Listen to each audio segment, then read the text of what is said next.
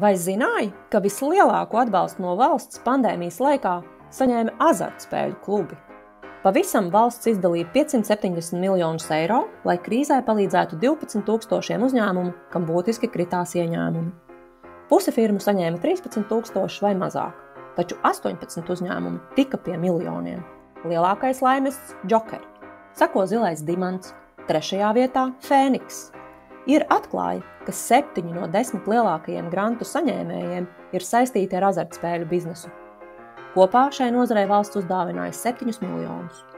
Tas nešķiet samērīgi, jo azartspēles krīzē ātri pārcēlās uz internetu un 3 pandēmijas gados nozare kopā nopelnīja 80 miljonus. Valdība 11 reizes grozīja noteikumus un izslēdza nozarus, kam atbalsts vairs nepienācās, bet azartspēles vienmēr palika spēlē. Kāpēc tā? Un kāpēc valsts apdāvināja arī uzņēmumus, kas krāpās ar nodokļiem? Lasi ir pētījumā.